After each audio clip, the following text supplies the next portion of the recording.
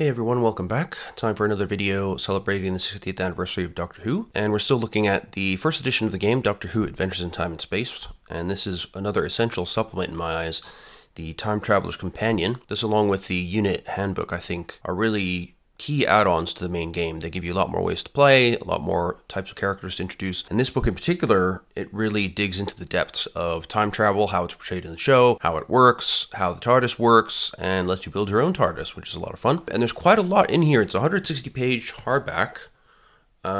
But don't let that fool you. It is absolutely packed with stuff. There is a lot here for you to enjoy, and if you're a fan of time travel stories in general, as well as Doctor Who, there's some interesting concepts in here. Of course, time travel always has a bit of a sort of hand waviness to it in sci-fi stories, because you sort of have to in order to make things hang together at all and make sense. And they do that in their own way in Doctor Who, so there are certain effects and things that are laid out here that help you understand how to structure a time travel story, how to work time travel into a story without breaking everything, and how the universe protects itself against things like paradox and so forth. And without any further ado, we'll pop it open and take a look. So, Cubal 7, not big on the end papers. In the TOC, you can see it covers an awful lot. So there's a how to use this book intro at the beginning, as per usual. Then there's quite a lot of history of the Time Lords and life on Gallifrey. Then moving forward into the last of the Time Lords and advanced Time Lord creation processes and advanced rules for regeneration, which are really cool. Then we get chapter 4, which is about temporal phenomena, space-time navigation, and different kinds of temporal devices. And then chapter 5 is all about the TARDIS. So we have TARDIS navigation, maneuvers, damage and repair, TARDIS console, other TARDIS systems, TARDIS rooms, creating a TARDIS. Then we have chapter 6, which is rules for using the rules. Interesting title, I think you'll agree. And then we have the unwritten history, and Lords of Technology, weapons of the Time War, biodata extracts, the Renegades. We've got the Gallifrey Chronicles, People of Gallifrey, the Children of Gallifrey, Judging Regeneration, and Watchers. All of this to be cleared up as we get through it. And then chapter 9, we have some advanced temporal phenomena, including random temporal backlash, the general category of advanced temporal phenomena, advanced temporal devices, cheap and nasty time travel, as the Doctor would refer to it, judging TARDIS use. Then we have some useful appendices, including new character sheets for stuff like the TARDIS, and lots of cool stuff like that. And actually, I was wrong, it's not 160 pages, it's well over 200. So that's perhaps why it was denser than I expected. So we start chapter 1, jumping right into the vortex. So the intro here just describes the basic concepts of the book. So first we talk about basics of Gallifreyan cultural history and law, where the Time Lords came from, and how you can create a Time Lord of your own creation, or even a regular non-Time Lord Gallifreyan if you want, which would be a good companion for a Doctor perhaps. Then we have the expansion on Time Lord character creation with new traits and options, and the regeneration rules. Then we have the basic physics of time with things like temporal nexus points and the Blinovitch limitation effect. Then we have the TARDIS, and then the back half of the book is basically all GM stuff, so that's why I didn't go into too much detail in the TOC. I will skim through that, but if you're a player, once we get to the back half of the book, I'll give you a warning, and you might want to skip to the end. Then we have some basic ideas of dice conventions. So something that you'll see here that you may not have seen in the basic rules. Now rerolls, you'll sometimes be given the option to do that due to a talent, for example. And a reroll, when you reroll the dice for your second try, you have to use that result, even if the first result was better. If you get a pick, you can re-roll the die and choose the best result. You could also use multiple re-rolls or picks on a single roll. So then there's a little tip here as well about manual override. So this is when you may spend a story point to pick the result of your die roll before rolling on the regeneration, misjump, and TARDIS damage tables. So the GM kind of determines where a manual override allows you to do this. And so they'll say, okay, well, you're going to have to roll on the misjump table, but, I'll let you try and do a manual override and spend a story point.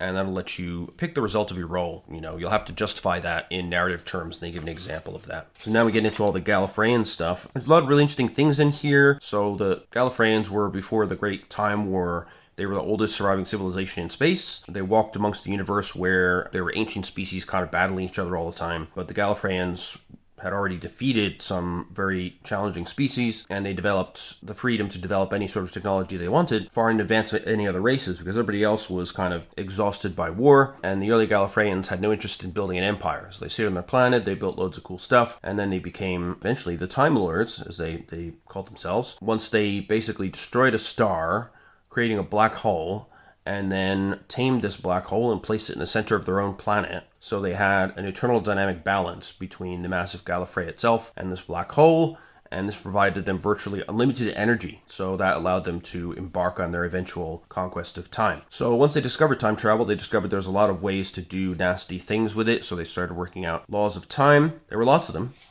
but there are three main ones that every time traveler should know, and they outline those here. The first law is that no traveler may interfere with nor exert influence over their own timeline, so you can't go back and meet yourself. And the second law, no traveler may interfere with the timeline of a fixed temporal nexus points. So there are certain points in history that are so important in the universal timeline that nobody can interfere with their natural progression. Then you have the third law, which is that no traveler shall breach the temporal barriers protecting the past and future of Gallifrey. While this is obviously selfishly important for the Time Lords, they have these temporal barriers that protect the beginning and the end of their civilization so that nobody can stop their progression into their current position. However, along the way, during their travels through the universe in space and time, they have saved countless species and billions of lives, so there is an external benefit as well. However, there was a bit of a dark period where some Time Lords sort of began to abandon precautions of the laws of time. They kind of saw themselves as above morality, and they started to use the universe as their playground. They learned a few hard lessons, which are outlined in these sections here, and then there was a slow decline of Gallifreyan civilization. And then there were some catalysts for change. So there was the cult of Morbius and the Morbius Rebellion. You can see his gross ass face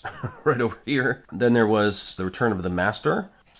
And so there's a whole thing there. And finally, there was the invasion of time, where the people of Gallifrey considered the barrier they had created protecting Gallifreyan space to be impassable, and the quantum force field around the planet itself to be sort of impenetrable to outside forces. But that wasn't the case. So the Doctor returned at one point, and he managed to punch a hole through the force field, gave him the knowledge he needed by accessing the ancient sort of databases of Gallifrey to build the ultimate weapon, which is the DMAC gun, which we heard about in one of the other books. So this is a rifle that completely removed the target from all space and time. This, fortunately, wasn't him striking against Gallifrey. It was a trap for the invaders. So the species called the Vardan came in through the hole, and he identified their species and time looped them. So then they were kind of not a threat to Gallifrey anymore. But then they turned out to be just the pawns of the Centaurans, who were then defeated through the use of the DMAC gun. However, later in the series, obviously, that kind of flipped around because the Centaurans should have been removed from space and time forever by the DMAC gun, but they're still around. So the High Council of Time Lords started to actively engage with other races and governments and decided to rigidly police time travel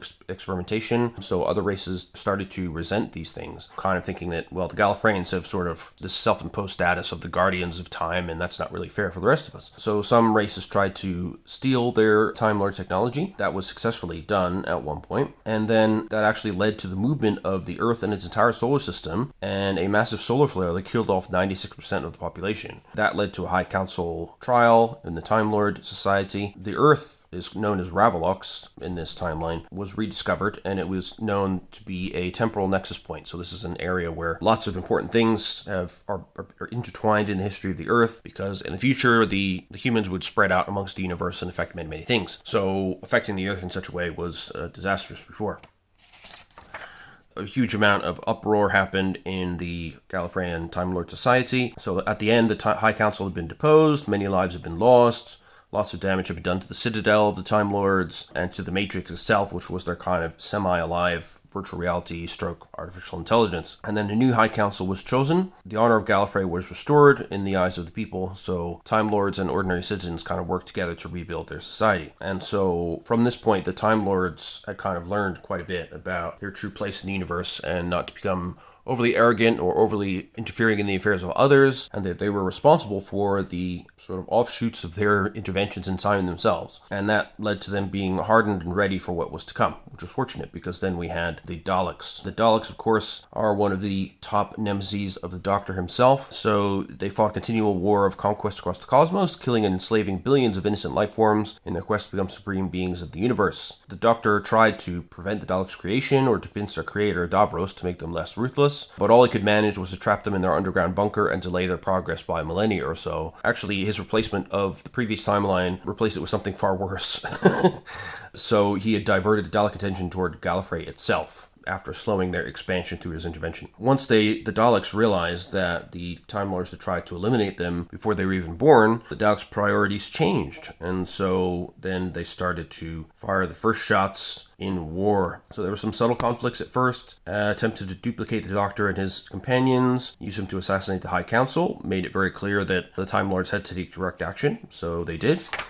And then there was the last great time wars. So there was something called a time lock that was put into place to minimize the spillover effects of the war and everybody else. So the lower species that were not fully aware of the nature of time and weren't involved in this kind of level of technology were largely unaware of the changes occurring around them, although a general feeling of unease would hover at the edge of even their limited perception for reasons they could not understand. So the higher species, who were time aware or heavily involved in universal affairs, bore the full brunt, and entire races had their worlds burnt to cinders, found themselves trapped in incorporeal limbos, or were locked into crude time loops, forever doomed to repeat the same actions over and over for eternity. The lucky ones just died, while others, less fortunate ones, managed to escape and find themselves wandering alone and homeless. So the biggest shocking change at this point was that, because the Daleks themselves were so ruthless and brutal and no concept of morality, it actually changed the Time Lords as well. So they quickly turned from a fairly peaceful and scientific people into a race that would go to any length to ensure their own survival. So things changed a lot. They went back into their old deep past. They looked at old technologies and developed new TARDIS designs with weapons. So in the final act of the Time War, the Daleks abandoned time and space and entered the vortex in full force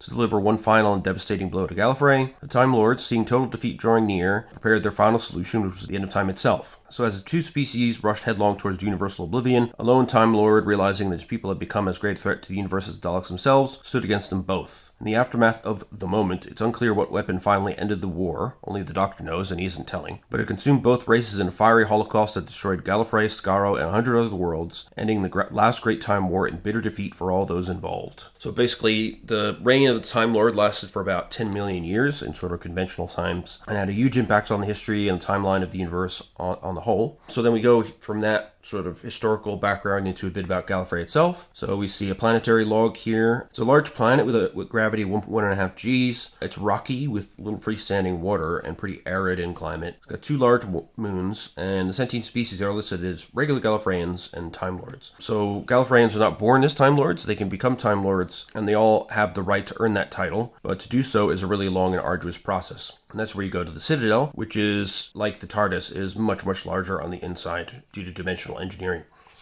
All Gallifreyan children, they go through a very high-level education process, so the average, 8-year-old Gallifreyan is much more intelligent than, equivalent child of any other race. And they would enter into the academy at that point, and they would have this extremely difficult training process. They would have a final investigation, and if they managed to gain at least 51% on an oral test that tested anything and everything they learned in all their time at the academy, their genetic code would be stamped with the Rassilon imprimatur, making them fully fledged Time Lords. So you are, at that point, genetically different from a regular Gallifreyan because you have this special imprint on your DNA, which allows you certain special abilities and protection against some of the problems that can result when you are gallivanting around space and time. Now, if you really want to get into it, there's different schools of thought within the Academy. Chapter houses, the Archalians, the Patrix, and the Pre-Dawn. And we talk a little bit here about the life as a Time Lord, and they're quite different. I mean, some Time Lords lived a sort of monastic existence, mostly working on new devices or understanding of time. Some would take on political careers. Some would sort of become almost hermits, like locking themselves away, finding the company of their semi-sentient TARDIS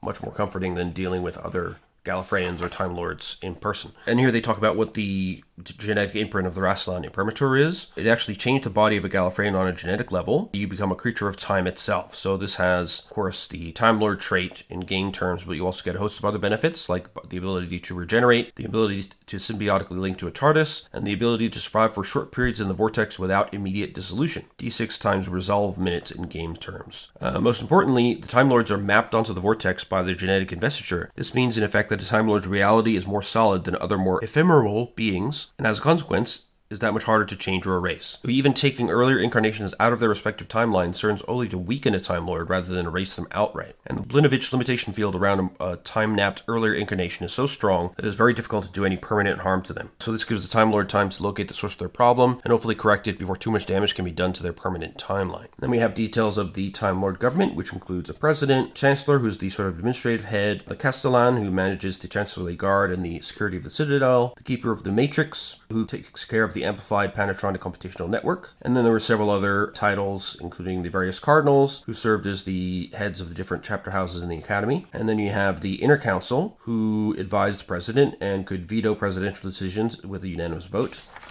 And then we have the option of being a visionary. So these are people that when they enter the academy and they're given their first glimpse of the unfiltered exposure to the vortex through the untempered schism, a few ended up with minds that were kind of one with the vortex, and they have an all-encompassing vision of time. So they have a predictive ability with uncanny accuracy. The problem of that is that this kind of vision will drive you quite mad. Having the sight is something you can do in this book through game terms. So then we have a picture of the High Council here with their cool hats. Some details about law and order. So there is a Chancellery Guard, but there's really not a lot of criminal activity on Gallifrey because the planet kind of takes care of most people. However, the Guard do have an extremely powerful weapon called the Staser, which we see detailed here. It has two settings. The standard to low power setting disrupts the target's nervous system in order to render them unconscious for 2d6 times 10 minutes. High powered setting, which is 6/L/L, destroyed living tissue and also disrupted the nervous system to inhibit a Time Lord's ability to regenerate, killing them instantly with a well-placed shot. So even a Time Lord who has been genetically engineered into a time-based creature with a more solid history can still be removed from existence and not able to regenerate with a single Staser shot. And they also have a rifle version, which adds +1 to the user's marksman skill. So then we have the APC net, aka the Matrix, which was mentioned before. It's built out of a framework of trillions upon trillions of electrochemical cells. So it's basically a large technological brain. So it's generally accessible by most Time Lords, and it's much more than a mere machine. It's capable of making outstanding intuitive leaps, and it can make extremely accurate predictions of future events, and that in fact is one of the main things that people used it for.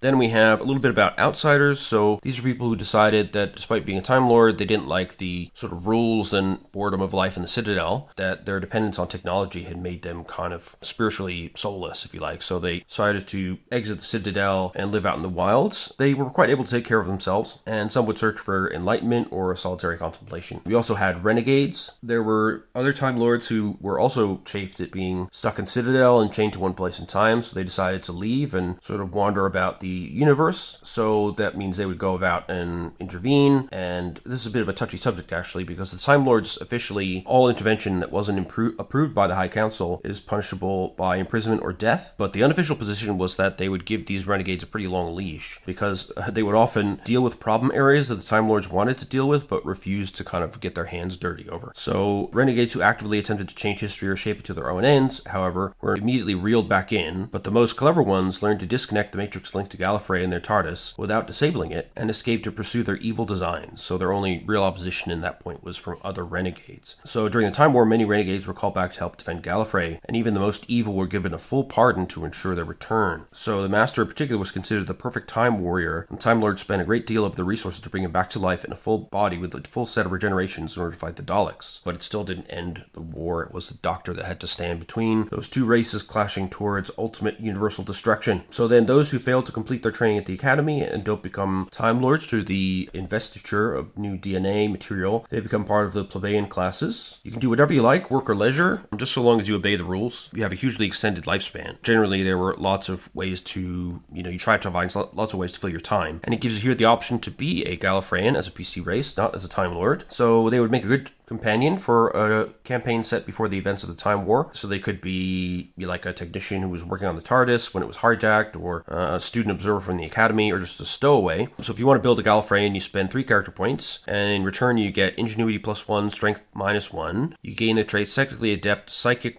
with restriction, contact, or recognition of other Gallifreyans only, and resistance to radiation. And if you spend 1 more character point, you can remove the restriction on your Psychic trait, and then may purchase other traits that require Psychic as a prerequisite. So there you go, that's the background of the Time Lords and the Gallifreyans, and then we get into Time Lord generation process. So if you want to have your own Doctor, you can play around before the Doctor ended the Time War and became the last of the Gallifreyans. So the first and most obvious way to do that is to play in the period before the Time War. Gallifrey is still around, the Time Lords are still the crusty old senators who try to keep the timelines intact but don't interfere. You could have a number of possible Time Lord player characters. You'd also play a Time Lord who, like the Doctor and the Master, escaped the Time War. Or you could also have an alternate universe where the Time War never happened, or the Doctor did die there, and the place in the cosmos was being taken up by your Time Lord instead. Basically, there's many different ways to do it, but you just should agree with the GM how you're going to do that. So then they have the advanced Time Lord creation rules. So first you choose a chapter. So there were the 3 chapters in the Academy that were talked about before. So the Archalians, which takes 3 character points and 4 story points. They were supreme scientists, so they get +1 science or tech. They gain the traits Technically Adept and Time Lord, and they can choose one of the following: Block Transfer Specialist, Time Lord, Engineer, or Vortex Born. born, but you also get the bad traits insatiable curiosity and obsession with acquiring knowledge, but it's just minor. The Patriarchs, they cost 4 character points and 4 story points. They're philosophers and artists with a great capacity for insight. They get a +1 to convince or craft. They gain charming, Epicurean tastes or keen senses, psychic training, and Time Lord. And you may also choose one of the following traits: frivolous talent, hypnosis minor, or psychic. Bad traits, you will get eccentric, distinctive, code of conduct, or obsession minor, and you can choose one for that. The Predonians were known for their cunning and devious minds, so they get +1 to convince or subterfuge. Note they cost 7 character points though. The good traits, you get Artron Battery, which is explained later in the book, Face in the Crowd as another option, Indomitable or Friends major, Resourceful Pockets or Hypnosis minor, Time Lord and Voice of Authority, and you can also choose one of the following: High Office, Psychic, or Vortex born. You get the bad traits of having a major adversary or a dark secret, which is also major, or you could be cloistered or owes a favor, minor. Finally, you could be from a lesser chapter, so it costs less character points, just 2, but still 4 story points. You just decide the name of the chapter and what colors are associated with it. You get the good trait of Time Lord, and you can take +1 to a single skill or take a single minor good trait to represent the specialty of your chapter. Then you can take 1 minor bad trait to represent a common failing of the students of this chapter. So you can kind of freely create your own minor chapter, but you don't get as much depth of stuff as you do for the 3 main chapter houses.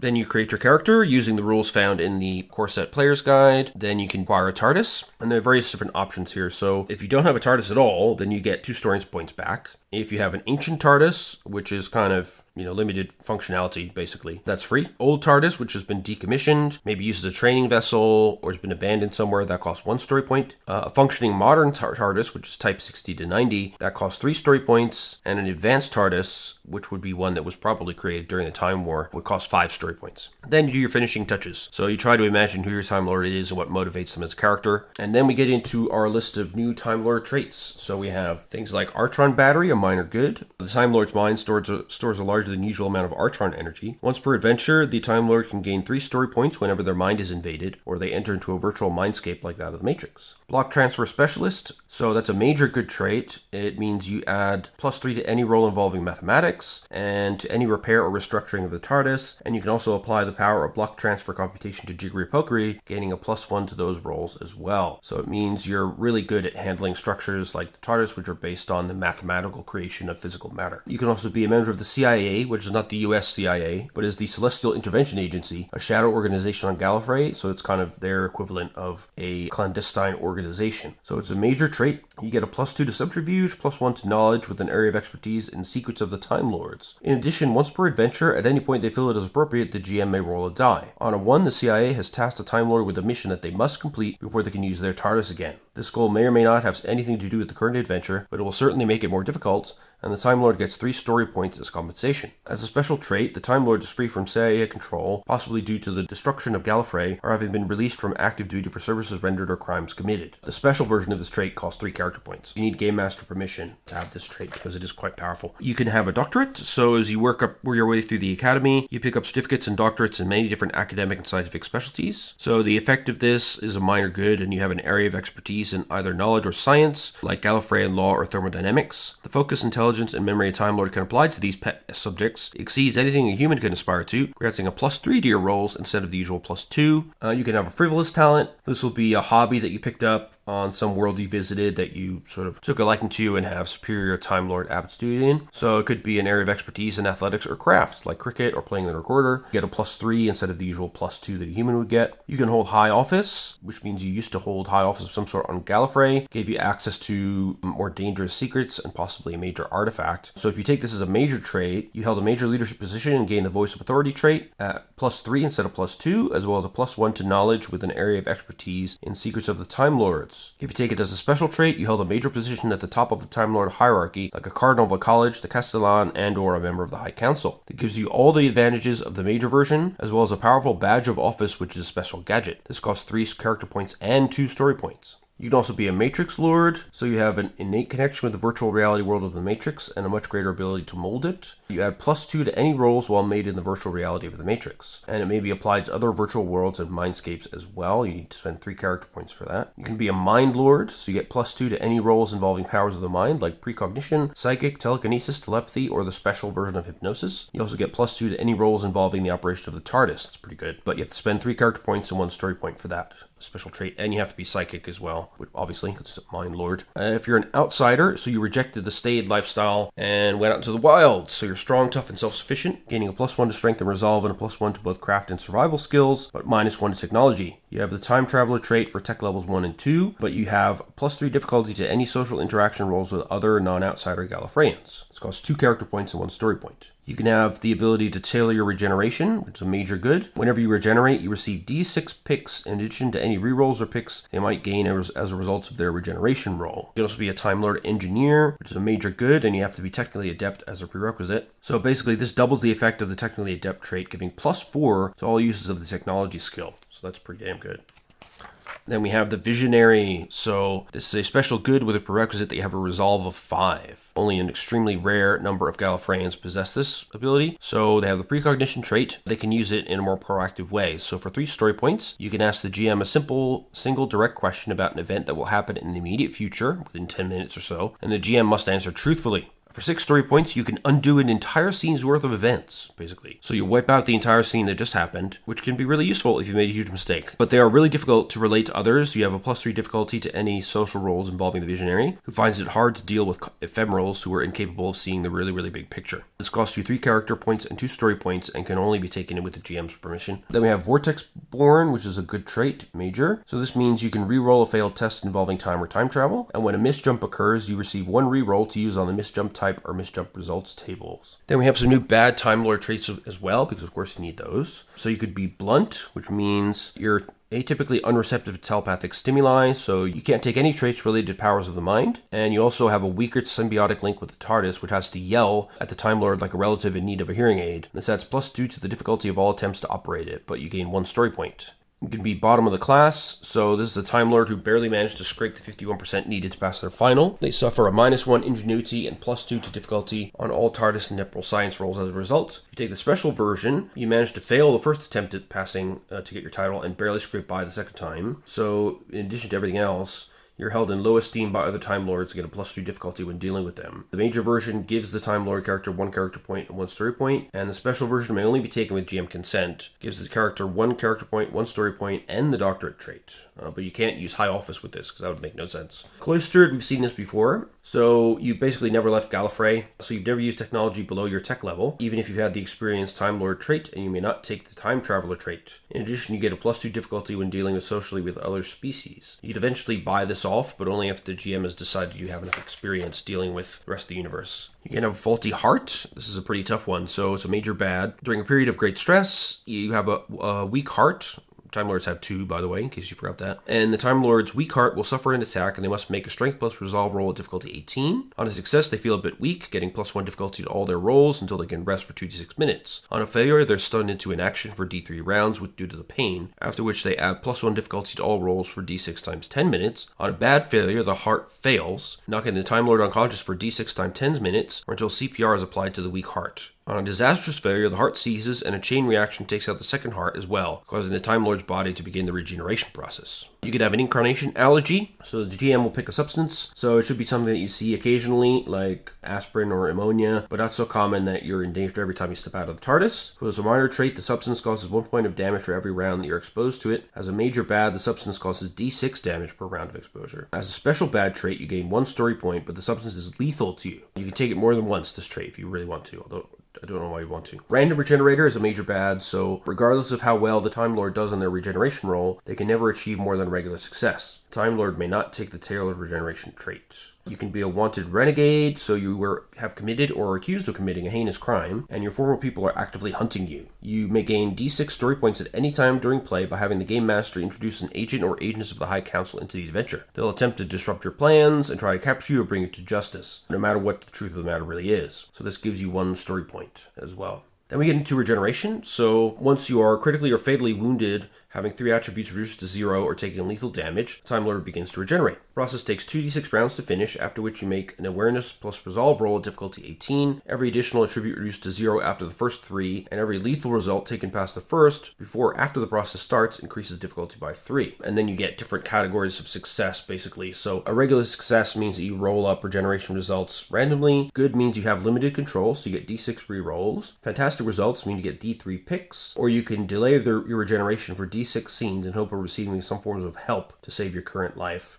But if that doesn't work, and the help never comes, then you get a regular success, so the regeneration is totally random. If you fail, you will pick a minor bad trait and you'll regenerate at random. If you get a bad result, regeneration proceeds, but you get some kind of mental and or physical instability. You roll twice for each aspect on the regeneration tables and take the worst result as determined by the GM. In addition, the GM will assign one major bad trait, which could be anything from missing limbs or digits to mental disorders and phobias, a completely alien appearance, or even a change of sex. If it's disastrous, the regeneration fails completely and the Time Lord dies. They summarize that in the results here. So, of course, you can prevent regeneration using things like the Staser, as we've seen before, or if the Time Lord's body is completely destroyed, so complete dismemberment to tiny pieces, explosions, or disintegration could make regeneration impossible. You can also regenerate voluntarily. Basically, the difficulty of the regeneration roll is lower in that circumstance, so you roll for against 12 instead of 18. And then you have the different aspects that you roll up. So you have your physical aspects, mental, spiritual, your traits, your physical appearance, and your optional distinctive features you can roll. The Time Lord's essence, however, stays. So the Time Lord traits always remain. So the Time Lord, Experienced Time Lord, and Vortex traits are never affected by the regeneration. Only the GM may give or take these traits away. So remember that. You could also have some skill shifts. So you could say that if a new incarnation is more inclined towards certain skills than others, and the GM says okay, then you could reduce the score in one skill to raise another as you see fit, so long as no skill is raised above 6 or lowered below 0.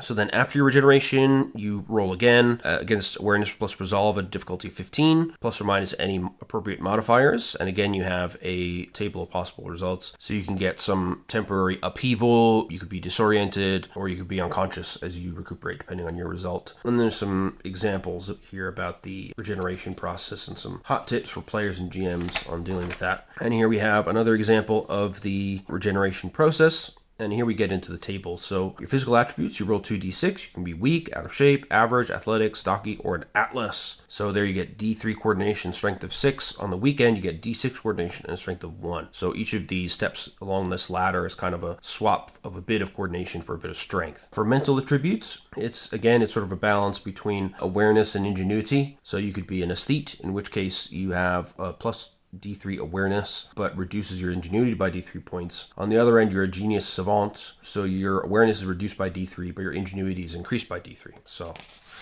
then you have your spiritual attributes. This is again a balance between resolve and presence. So you can be a lone wolf, which means your resolve is increased by D3 points, but your presence is reduced by D3. And then on the other side, you have fervid, so you're quick to act on the full force of your passion. So your resolve is reduced by D3, but your presence is increased by D3. Then you roll for your traits, 2d6, so you could have an unstable regeneration. So you replace D3 good traits with bad traits of equal value. You could have a persona shift, where you replace D6 traits with traits of equal value. Positive renewal, so you may replace D3 bad traits with good traits.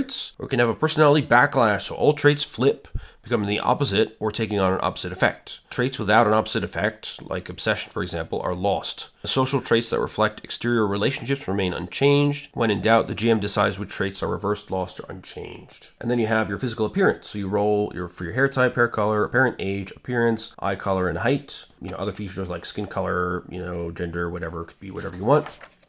And then you can have distinctive features with a D6-6, so you roll a D6 to pitch which with subtables, and then roll a 6 again. You can have stuff like being all teeth, long legs, a sixth sense, a beard, a goatee, you talk to yourself, maybe you're cantankerous, or maybe you have goth sensibilities, all that kind of stuff. So, a lot going on with regeneration, but it's pretty cool and very reflective of the show. Between incarnations, the Time Lord does change quite a lot, so.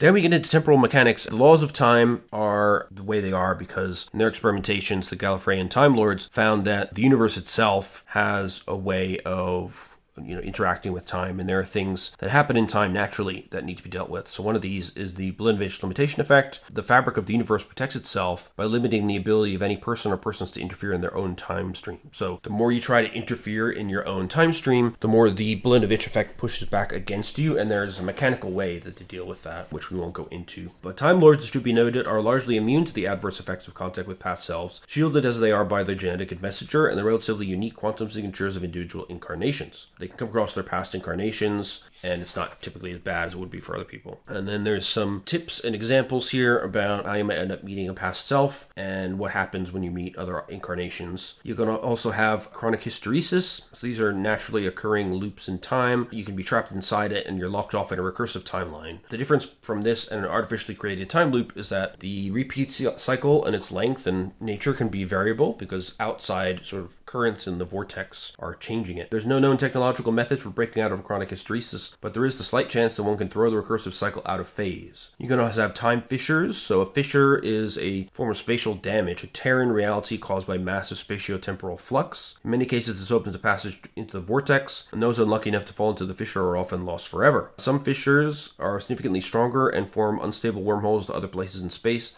time, or even parallel universes. If it's not being used or held open, the fissure will eventually heal itself. Then you have rifts, which are temporal scars. They're remnants of a fissure that didn't heal completely, and they can be left behind for various different reasons. And in a passive state, a rift does not provide a doorway into the vortex. However, it can allow certain times and places to merge together through a form of temporal osmosis that leads to locals hearing disembodied voices and seeing ghosts from the past or future. Then you have paradoxes. This is, of course, when two things are true but can't exist in the same timeline. So the classic, you go back to kill your own grandfather, but then you can't be born, so then how do you go and kill your grandfather? So then, most paradoxes occur when unskilled amateurs attempt to manipulate time for their own ends, but it's very difficult to create one unless you're making a point of doing so. It's very, very difficult to do it successfully because of the Belinovich limitation effect. So realistically, creating an intentional paradox is very hard, and most of the people who try, they perish in what's called a time spur, or get caught in a time loop, or are otherwise crushed within the collapse of their own timeline. So again, paradox is bad, don't do it. Then you have relative causal nexuses. So this is a relative present, basically. So by causal nexus, we refer to a series of several minor nexus points to form a lineal causal relationship between two entities. For most people who move through time in a straight line, causal nexus between them remains consistently relative. You cannot move out of phase with each other, and so the places your timelines intersect retain the same past, present, and future.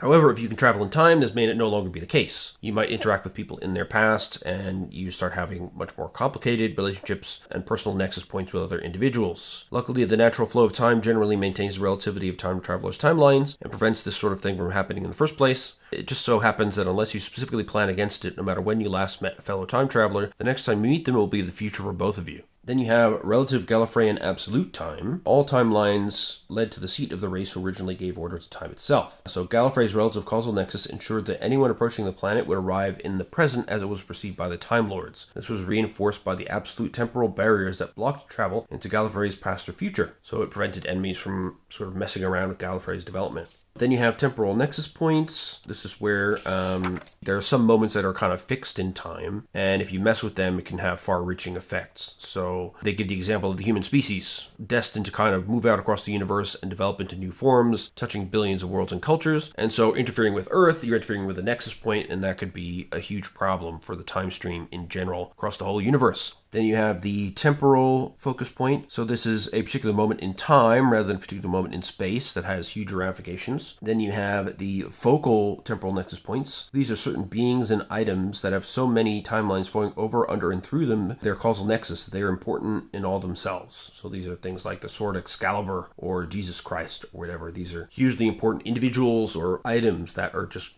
that important. They've touched the lives of so many that interfering with them in any significant way could cause great disorder.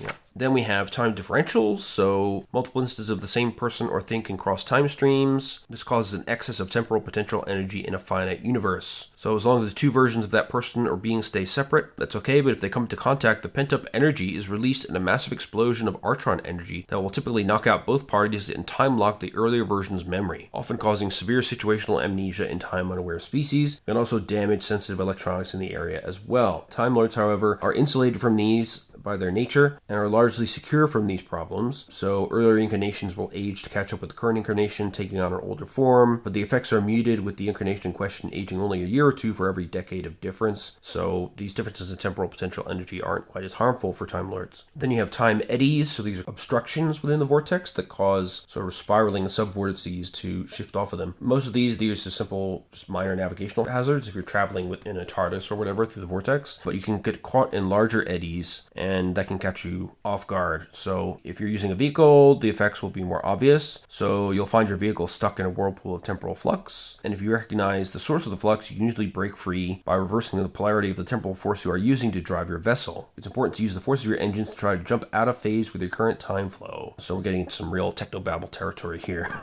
So they're not a great danger, these eddies, for a time traveler with a half-decent temporal craft, but the stronger ones can be problematic. In an exceptionally strong eddy, the temporal effects can make themselves felt even in a time travel capsule. So you may experience temporal stasis where you're locked in time, or a time loop. This can be exceedingly dangerous if you manage to break free, because you could even get chucked out of the vortex and into space-time location generating the temporal turbulence. So you need to eliminate whatever's causing that turbulence or you'll be in big trouble.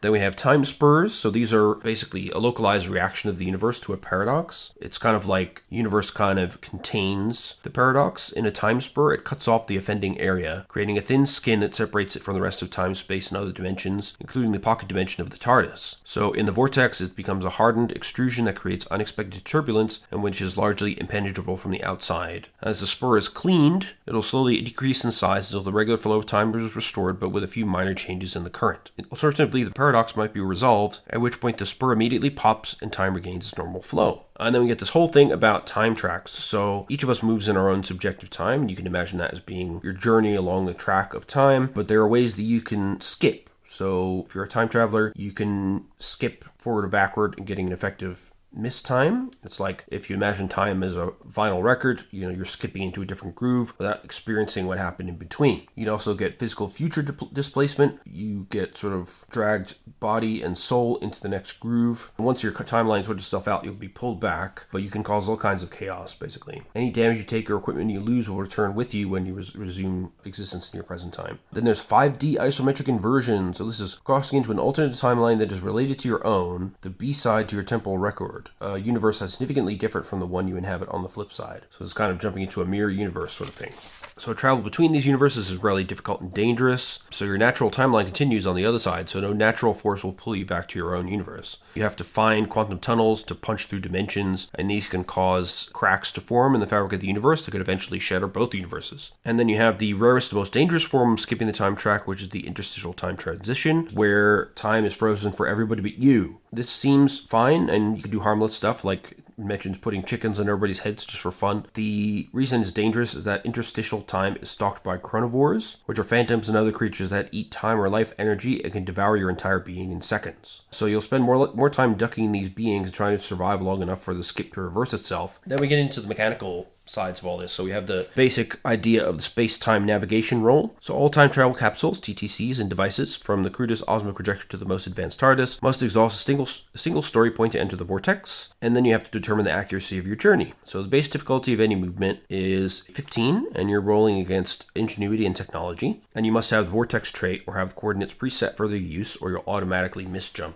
And then there are add-ons to the difficulty depending on how much you want to travel or what specific thing you want to do. So if you want to do a micro jump, which requires great accuracy, so you're just moving within 1 kilometer or 1 week of the present location, you get to +3. If you want to move sideways to a different dimension, then you want to do a +9 to your difficulty. If you're distracted or rushed in your operation to plot the coordinates, that's +3. Outside interference like black holes, atom bombs, time corridors, chronivores, or anything else could give you a variable addition to your difficulty. If you have a misalignment result on your time travel device due to various damage or whatever, you get +1 for each misalignment. If you are an advanced time-faring species, such as a Time Lord, then you'll get a -3 difficulty. However, that doesn't apply to the use of TARDISes, even for Time Lords, because they are the most complex TTCs in the history of the universe. So there's always going to be a base difficulty 15, even for Time Lords. So then you have a misjump. If you fail to take into account the correct coordinates, or you have all these other things going on, then if you get a failure result on your space-time navigation roll, you roll once on the misjump type table and apply the results. For a bad failure, you roll twice and apply both results. For a disastrous failure, roll 3 times and apply all 3 results. So you don't want to do that. Then we get some details about temporal devices. So at tech level 7 is typically when species start experimenting with time, and they develop first stasis. So you become frozen in time. Then at tech level 7+, you can get into Sigma beams, which can allow you to travel the vortex, but they lead to serious negative effects like mutations. And there's some detail here for mechanics mechanics on the gadget trait of stasis, which can be minor, so it can hold anything elephant-sized for 2d6 times 10 minutes. Major trait can affect 1,000 square feet within 1 kilometer of the gadget for 2d6 times 10 hours. As a special trait, it can hold anything up to a large planet and within 600,000 kilometers of the gadget for an indefinite period of time. This is tech level 9 and requires 4 story points from the gadget to power the field.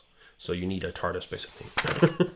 Then you have osmic projectors. So it's a primitive method of time travel where you open a small quantum tunnel through the vortex and then draw the user through it to their desired destination. The corridor remains open for a very brief period, allowing the user to return to their point of departure. So this is a very early form of time travel. It's limited in power and range, so it has the traits scan, transmit, vortex, and restriction, limited capacity, limited range. It costs 4 story points to use. Bit of a challenge, that one. Then you have vortex manipulators, an advanced form of the osmic projector. It creates a force bubble and shoots them through the vortex like a time-traveling cannonball, using a short temporary time corridor to aim them in the right direction. It's pretty rough, and if you try to hop more than a few millennia, you'll probably get ugly misjumps and damage the manipulator. So it has the traits restriction, time travel without a capsule, scan, short range, +2 to space-time navigation rolls when traveling less than 1 millennium, +2 to misjump results when traveling 1 millennium or further. It costs 7 story points to use. It also has the scan, short range, transmit, teleport, and vortex traits. Then you have time corridors, which are a stable link between 2 fixed periods in time, but they are quite advanced at tech level 9. They have the traits of transmit, vortex, restriction, so you need gates to travel through, resonance or remotes required. If you roll a disastrous failure when using the time corridor, then anything or anyone inside of it is lost forever, so that's pretty rough. You can have time dams. This is a special gadget at tech level 9. Instead of diverting time around the subject, like a stasis field, it reduces the flow of time through the subject so that they experience only a fraction of the time experienced by the relative universe outside. So this has the trait of stasis special, where the mind of a person in time dam is free to be projected elsewhere, and the restriction of exponential energy increase. So the longer this goes on, the more energy it costs, and there's eventually a backlash when it all turns off. You can have the time scoop, where you scoop a person or item out of time and drop them wherever you like. Creates a sphere of null time, which surrounds the target and transports them to the desired destination. And this has the traits of scan, force field major, vortex, restriction, +3 difficulty to use, massive power requirements, and exterior control only, and it costs 4 story points. Then we have the time loops. So they're typically created to remove a threat non-violently and with very little threat of escape. To me, it seems quite inhumane. I mean, you're trapping somebody in a loop forever, or potentially a whole species, but there's a new gadget trait for this. So for 3 story points, you can create a temporary time loop of 2d6 times 10 seconds in length for 1 kilometer in diameter of area. It'll last for d6 scenes. For 6 story points, you can create a time loop of 2d6 times 10 minutes and encompass an area roughly 100 kilometers in diameter. Will last d6 weeks and d6 extra days for every additional story point. Then you can do 12 story points and you can put an entire planet into a time loop indefinitely. It requires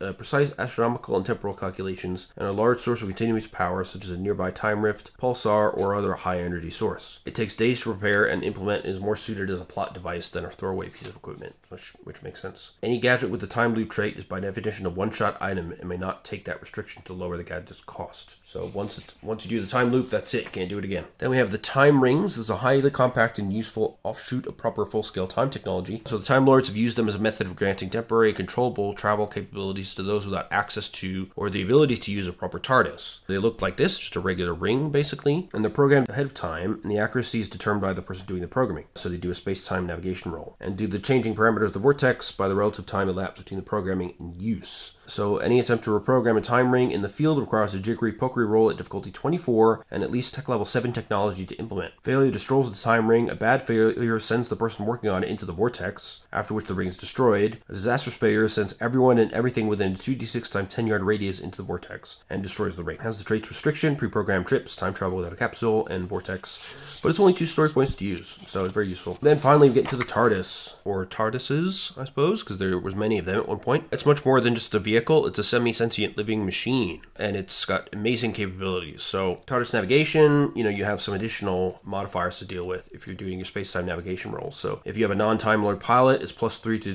difficulty. If you have a full crew, which is 6 Time Lords, then you get -1 to your difficulty per each Time Lord. So for every additional qualified person, meaning you have the vortex trait, subtract 1 from the difficulty. But even unqualified folks can help to pilot the TARDIS using story points. and you can see that in the core box player's guide. If it's a familiar destination, you could subtract -1, so a place you've been more than 3 times. If it's a pre-recorded jump, so you've stored the coordinates of any trips in the computer log, then return trips are easier. Now, the Time Lord also will have a symbiotic connection with the TARDIS, and the operator can utilize one of the TARDIS' attributes, skills, or appropriate traits in place of their own when making rolls, as long as the appropriate controls are undamaged and the operator is symbiotically linked to that particular TARDIS. So if you need to scan for an energy signature, for example, but you don't have a great awareness stat, you can use the TARDIS' awareness stat instead when scanning. On rare occasions, the TARDIS might even extend this ability to those with a close relationship, like a traveling companion, to the primary operator. That costs 3 story points and allows the person in question to use a single TARDIS attribute or skill for a single roll.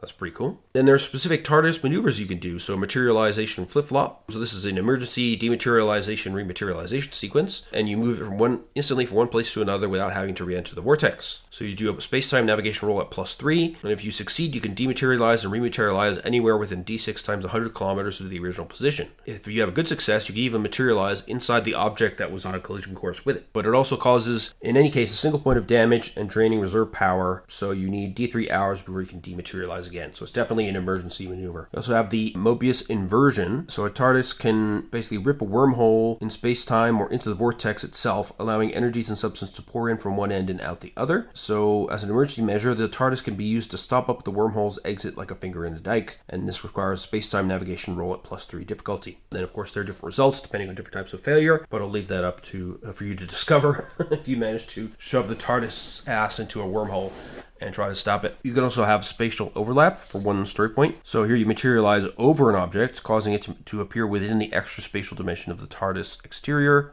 or interior rather. The spatial overlap needs a separate space-time navigation roll at a +3 difficulty made the moment before materialization. The operator can choose where exactly the object appears inside the TARDIS, but the space must be large enough to accommodate it. On a failure, you can materialize over it or next to it instead. On a bad failure, you have a spatial misjump. On a disastrous failure, you try to occupy the same space without enveloping the object. You suffer d3 points of damage and then shunt off d6 times 100 yards. If a TARDIS enters another TARDIS, the two become nested, forming a confused tangle of recursive corridors and dimensional confusion. All TARDIS operation is increased in difficulty by +6 until the two are separated. You can also do temporal orbits and temporal drifts. You can kind of cause the TARDIS to move backwards in time at the same rate at which time flows forward, and put the TARDIS into what is known as temporal orbit. Basically, time outside the TARDIS is frozen, and you can spend days or weeks or years doing whatever you want without any time passing outside. You can also do this through disabling the relative drift compensators and allowing the TARDIS to drift forward in time at an increased rate. Either of these functions require space-time navigation roll at +3 difficulty and a story point as well. Failures, of course, can cause misjumps and paradoxes and all kinds of bad stuff. You can do a time ram. It's a basic physical law that two objects can't coexist in the same space. This applies doubly so for 2 TARDIS units, which can blow a Belgium-sized hole in the universe if they do so. So if you want to do this intentionally, you have to override the safeties to do a time ram, which is difficulty 18 task, and you can't use any TARDIS attributes or skills to help with that roll, because no TARDIS is suicidal. There's a slight chance that one of the TARDISes will survive the encounter. If the operator can make a last-second materialization flip-flop and scores a fantastic success, their TARDIS will survive but will be heavily damaged, suffering 2d6 +3 damage. A time ram in which the same object collides with itself is known as an eigenram. For 1 story point, you can do wake shadowing, so you follow an object in the vortex and travel directly behind it and inside of its wake to work out where it's going. But if they're trying to actively shake you by jumping in and out of the vortex, the difficulty of the roll is increased by the opposing operator's ingenuity plus transport. If the TTC is unmanned and out of control, then this will be a set +6 difficulty. A fantastic success means the pursuer cannot be shaken off and can follow the target wherever they need to. A good success allows them to land within the right time zone and within d6 kilometers, and failure, of course, causes a misjump. Now you have TARDIS damage and repair. So TARDIS damage doesn't work the same as character damage. So instead of reducing attributes, you take system damage, which reduces its functionality, and eventually ground it until it is repaired or even force it to rebuild itself, similar to a Time Lord's regeneration. So for every point of damage TARDIS takes, the GM will roll runs on the TARDIS damage table, and you get 6 different types. You can have misalignment, so that adds +1 to the base difficulty on all space-time navigation rolls. A tune-up is required to repair these, and that involves difficulty 15 technology roll with +1 modifier and 1 hour of work per point of misalignment. Console damage, so controls and circuits explode in a shower of sparks, and for every point of damage, roll a d6 to determine which station is affected, and then randomize between the systems there. Each controller circuit blown out increases the difficulty of all rolls using the relevant system by +1 up to a maximum of +6. +7 or more, the system is too damaged to be of any use until enough controls and circuits are repaired to bring the modifier back down to +6 or less. You can repair these circuits by using d6 times 10 minutes and making an ingenuity and success roll difficulty 15. A success repairs a single control, good success repairs d3,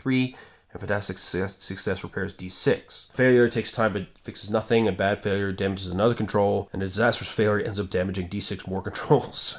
So certain subsystems will become inoperable until repaired. And then you can have minor system damage. So a non-vital system is damaged or destroyed, reducing the TARDIS functionality. Repairing that takes 2d6 hours and ingenuity plus technology roll difficulty 15. Major system damage means something vital is destroyed. So repairing a major system failure will take 2d6 days and the ingenuity plus technology roll difficulty 21. Pretty significant. You can also have attribute damage for the TARDIS because it is semi-sentient, so you can get attribute damage in that way. So for each attribute damage result rolled, you remove d3 points from the TARDIS's attributes, and you can't repair or mend this in a conventional way. It'll regrow very slowly at the rate of 1 point per adventure. You can also develop some quirks due to damage, so they can't be repaired as such, but they can be bought off using TARDIS advancement points. And then if the TARDIS is super badly blown up and destroyed, it can regenerate. So you roll a 2d6 for each damaged system, except for those resulting from a bad trait. A minor system is repaired on a 5+, a major system on a 9+, and special systems on a 12. All console and attribute damage is fully repaired. Traits typically remain the same, but you can also roll on the regeneration table 4 and apply the result to the TARDIS traits. TARDISes can be destroyed, but it's extremely rare and requires concentrated forces to do so. There are forces in the universe, however, that can kill a TARDIS, and a Time Lord should never be complacent when aliens of advanced technology and massive power are involved. There are a few ways that you can destroy TARDIS. It would be supernova, antimatter explosions, weapons developed by time-sensitive species, etc., by occupying the same space as another TTC in a time ram, or itself in an eigenram, or traveling back to the Big Bang. That'd be very stupid. And then they give some rules here for kind of getting a bit more of that Doctor Who vibe, where the Time Lord can be forgetful or lazy or distracted, and his TARDIS is always in kind of a state of disrepair. It's always a little bit wonky. So some systems are jury-rigged. There's just too much to see, and he's too easily distracted to take the time to do his job properly. Then we have discussion of the TARDIS console and different systems. So the helmet regulator, so this regulates the smooth transition through the vortex and creates a forward wake through the ripples and eddies of space-time, and this basically determines the speed at which you travel through the vortex. And then there's a table here, so there's 9 different settings with different difficulty modifiers. So if you want to cross all of space-time in a single minute, add 15 to your space-time navigation roll. If you want to go at d6 centuries, d6 times 100 light years per minute, add +3, stuff like that.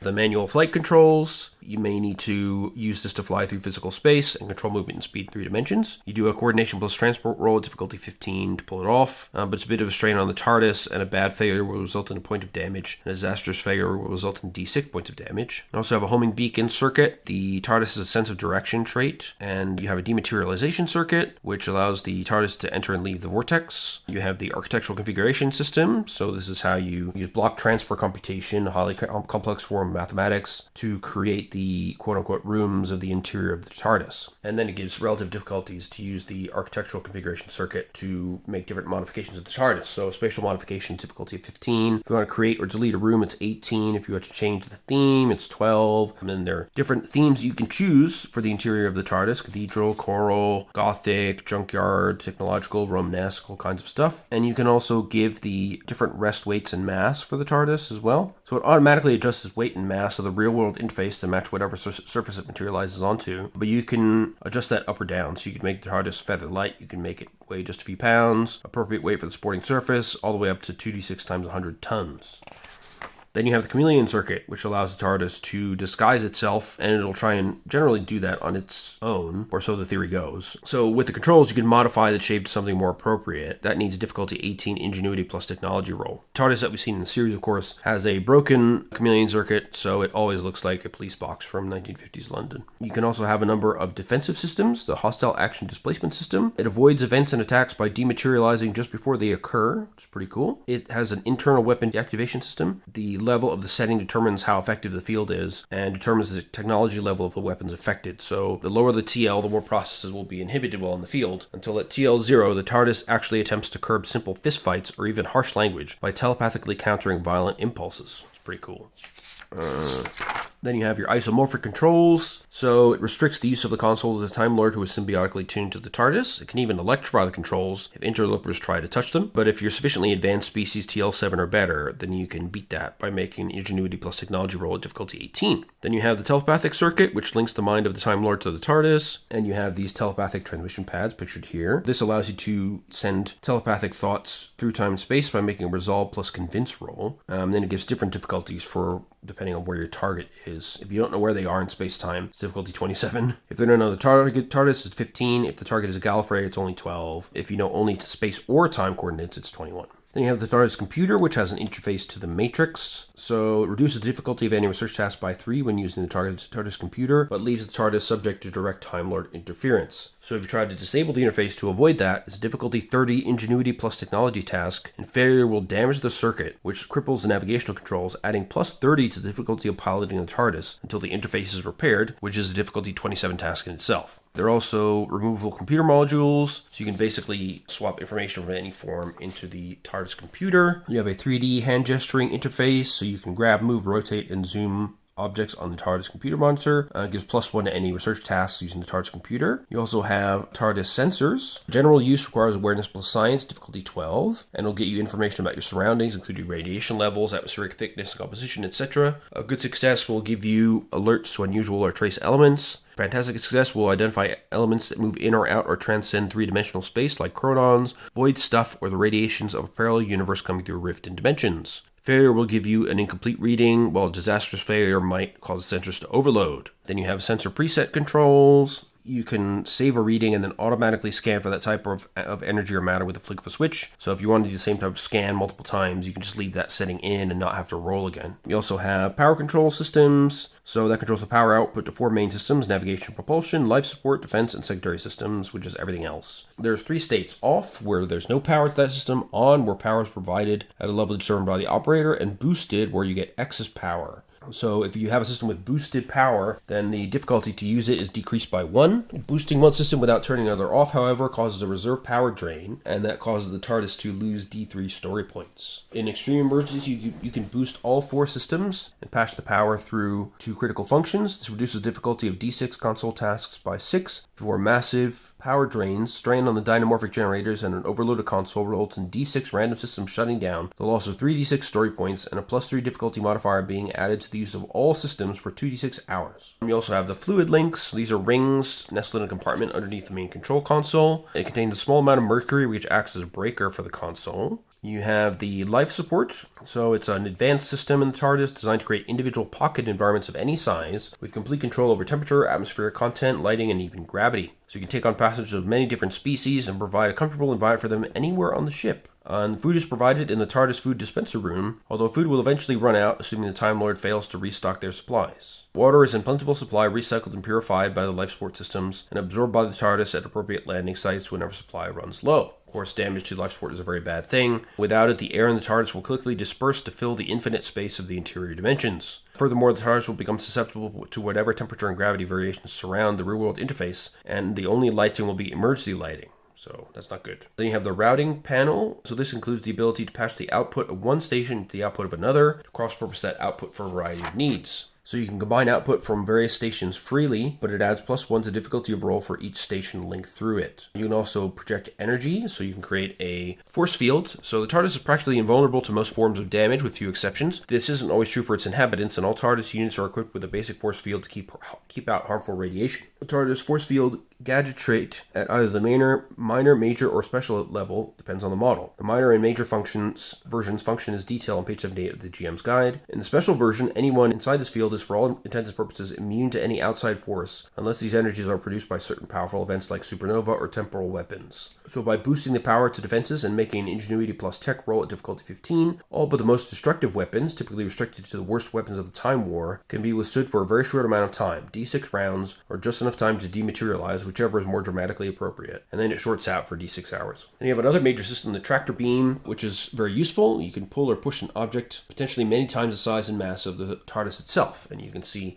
difficulties here. You can even pull stars if you can manage to roll difficulty 30. You can pull planets, moons, space stations, large starships, small starships. Then if there's an opposing force applying a tractor beam, gravity like stars, black holes, etc., you get modifiers which are listed on this side of the table. You also have emergency systems, the fast return switch, so you go back to the previous landing site without having to do anything to the navigation controls. The failsafe switch anchors the TARDIS to its current location, keeps it from dematerializing or rematerializing if you're in the vortex. The emergency switch takes the TARDIS outside of the universe and into the void. It is only used in the most dire of circumstances. Staying there is not a good idea, however, because the void is devoid of any source of power or anything else, and the TARDIS will slowly die from starvation if left there too long. You have the time vector override, so you temporarily detach the rear world interface from the rest of the TARDIS, leaving it as a shell resembling whatever form the chameleon circuit had previously adopted, and dumping any passengers currently in the console room into it. It will automatically switch back over after an amount of time preset by the operator, after which it will reattach the rear world interface to the TARDIS once again.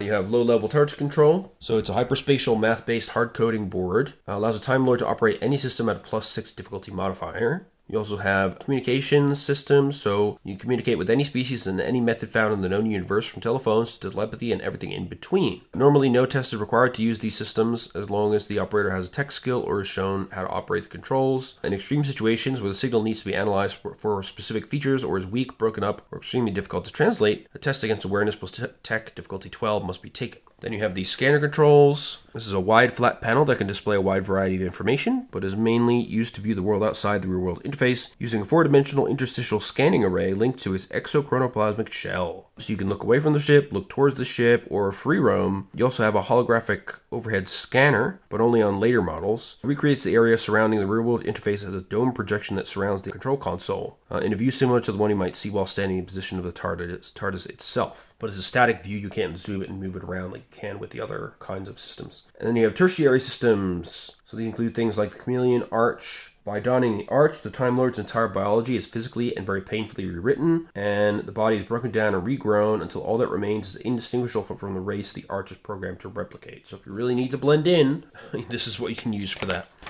You have the internal gravity compensators. This keeps those inside from being crushed by external gravitational forces, flattened by high-speed maneuvers, and prevents the TARDIS from being ensnared by the pull of nearby planets or other stellar phenomena. Even a black hole will have comparatively little influence on it, and those safely locked inside its interior. Then you have the perception filter. So this is a low-level psychic field that convinces others to ignore, look away from, or actively avoid the subject being filtered. The real-world interface, of course, is the connection between the TARDIS exterior and interior. And you need a key to have the doors function as the RWI threshold, bringing you from the outside to the true inside of the TARDIS. Then you have relative dimensional stabilizers, so it can maintain its size. You have a new gadget trait called dimension modification, so you can modify the length, width, and height of an object to any size, large or small, with little or no harm to it. But the effect lasts only 2 to 6 hours. And of course, there's a massive TARDIS manual, and if you can spend EDC 6 times 10 minutes reading it, it can make a resultless technology test against difficulty of 21. The manual will add +3 for every level of success to a single TARDIS roll.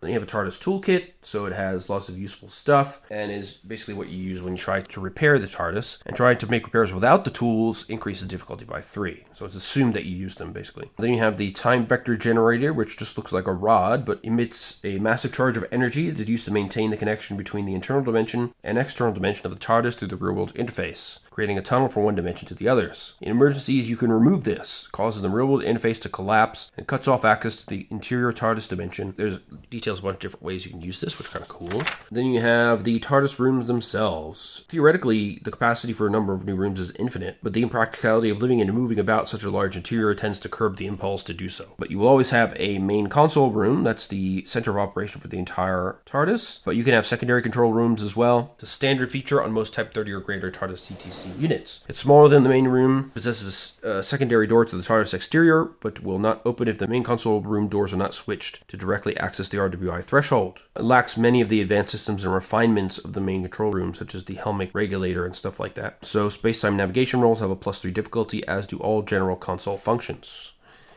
Then you've got the zero room, a room where the walls are perfect insulators from the outside world. It's dimensionally separate from the outside world, in fact. And if the Time Lord is placed in the zero room and left undisturbed, they can reduce the difficulty of their regeneration roll by 3. There's also the TARDIS laboratory, reduces the difficulty of all scientific research tasks by 3. You have the food dispenser room, bathroom, you have the main power room, which is massive, typically the size of a small stadium at least. Although the nature of the generators, which are more about block transfer computation than physical components, means that its appearance is entirely dependent on the desktop theme of the individual TARDIS.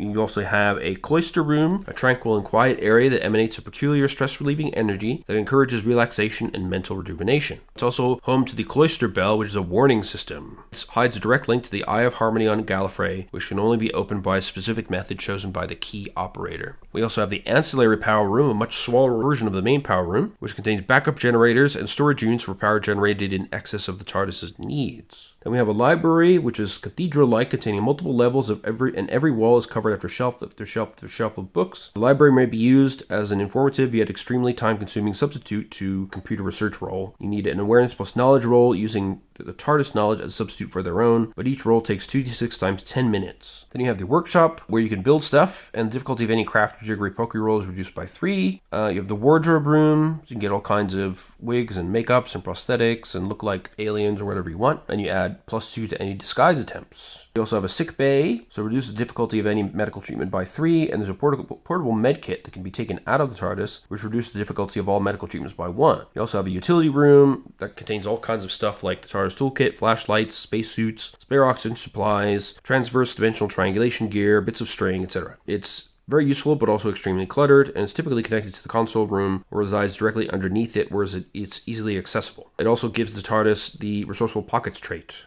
which is very useful.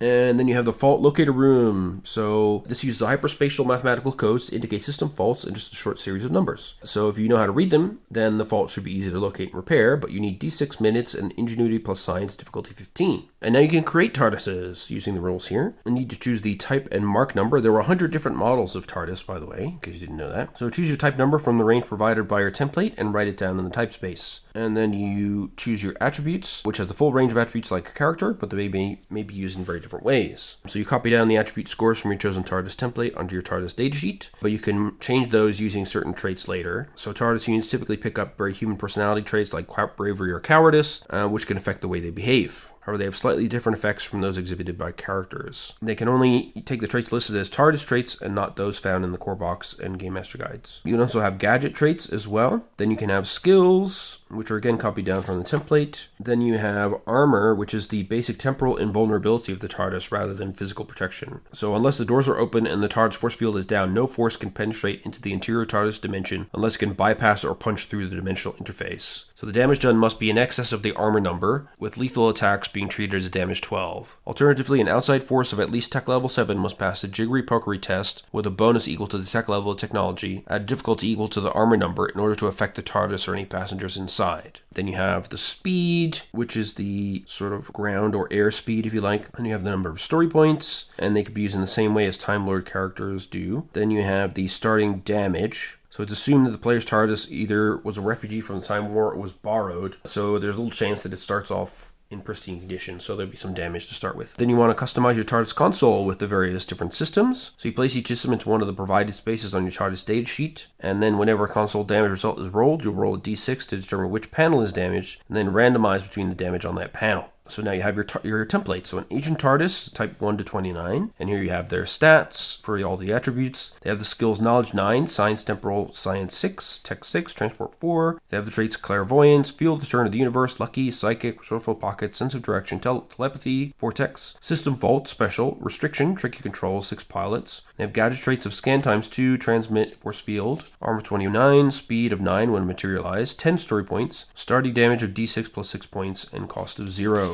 The decommissioned are types 30 to 59, so a little bit newer. They have a little bit improved traits. They have Knowledge 8, Science 6, and D6 additional skill points. They also have Clairvoyance Major, Face in the Crowd, Feel the Turn of the Universe, Psychic, Resourceful Pocket, Sense of Direction, Telepathy, Vortex, System Fault Major, Restriction, Tricky Control, 6 pilots, and has Scan times 3, Transmit, and Force Field Minor, Armor of 30, and Speed 12, Story Points 15, starting damage d6 plus 3, and a cost of 1. Then you have the modern TARDIS. So this is type 60 or greater. So here we have knowledge 7. We see some improvement in ingenuity, but some other traits go down because it's a fresher model. It doesn't have as much knowledge about the universe, hasn't traveled as much. That's reflected in the knowledge skill going down as well. So as knowledge 7, science, temporal science 6, tech 6, transport 2, additional skill points d3, but you gain clairvoyance major, facing the crowd, feel the turn of the universe, psychic, resourceful pockets, sense of direction, telepathy, vortex, system fault major, restriction, trick control 6 pilots, scan times 3, transmit, force field major. You get 35 armor, 15 speed, 20 story points, much less starting damage at d6 plus 1, and a cost of 3. And then you have the advanced TARDISes. So these were types 90 plus. So these were created during the Time War. So they have low awareness and presence, but a great deal of ingenuity and strength. They have knowledge 6, science, temporal science 6, tech 6, and transport 2. No additional skill points. They have clairvoyance special, facing the crowd, fast healer, feel the turn of the universe, psychic, resourceful pockets, sense of direction, telepathy, vortex, war machine, argumentative, impulsive, restriction, tricky control 6 pilots. It also has gadget traits delete, which drains all TARDIS story points, but you can just destroy something. Scan times 3, transmit, and force field special. Armor of 40, speed of 21, 25 starting story points, starting damage of d6 minus 1, and a cost of 5. And then you have your TARDIS traits as well. So if it has advanced systems, type 60 plus only, you get plus 2 to any TARDIS operation rolls, reduce story point total by 2. If you have brave, basically whenever the TARDIS would use the HAD system for defense, TARDIS can make a resolve roll with a plus 2 bonus to delay the activation until the operator returns, or until the TARDIS is threatened with extreme damage or destruction. And you lose 1 story point, and you can't take it with cowardly.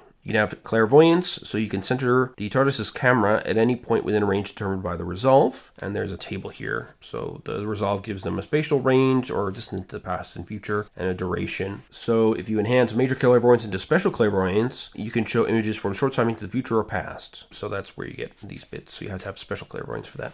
You can have enhanced sentience, so each time you take this trait, the TARDIS may take a plus 1 upgrade in awareness, presence, or resolve, and reduces story point total by 1. Face in the crowd. So this is the perception filter. Basically, you gain a bonus to subterfuge rolls equal to the TARDIS's resolve score. All TARDIS units of type 30 plus come with this trait as standard. Older models can be retrofitted by reducing the story point total by 1.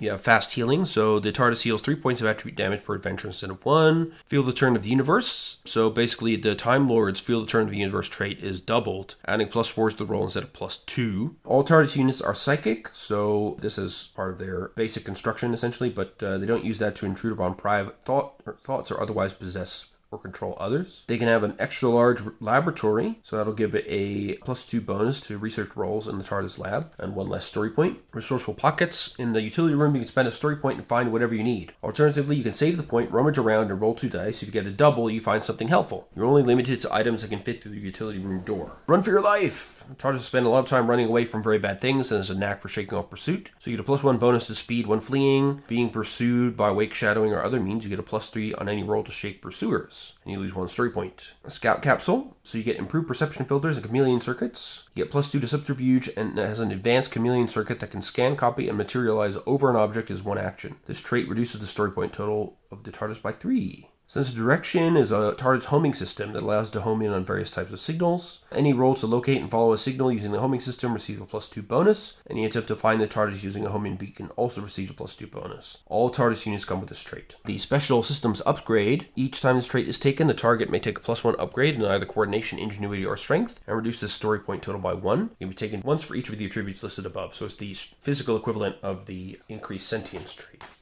And you can have telepathy, so all TARDIS units have telepathic circuits, and this provides the basis for many of their operating systems. If these circuits are damaged, all rolls concerning the repair or operation of the TARDIS are increased in difficulty by 3. The TARDIS can be tough, so it's been hardened, so you get reducing the amount of damage sustained by the TARDIS by 2 points after any other effects like armor and force fields are taken into account. And you reduce story points by 1. You can have a trick, so you can take it multiple times, and the TARDIS will perform a special trick on cue. So they should be simple, like opening the TARDIS doors with a snap of the fingers, controlling a single function by whistling a short, very specific series of notes, like rematerialization or something. So this trait is unusual, and that each time it is taken, the Time Lord operator must also spend a character point of their own. If the Time Lord is permanently killed or the TARDIS is destroyed, any tricks learned die with them. Then we have the Vortex trait, but the TARDIS version uses a single story point, as with normal space-time navigation rules, but they're automatically regenerated at the end of each adventure, unless the link to the Eye of Harmony on Gallifrey is lost. If a reason for a TARDIS to fly around on its own arises, say receiving an urgent telepathic distress signal from its operator, you can do so by making an Ingenuity plus Resolve roll and using the normal space-time navigation rules. All TARDIS units have this trait.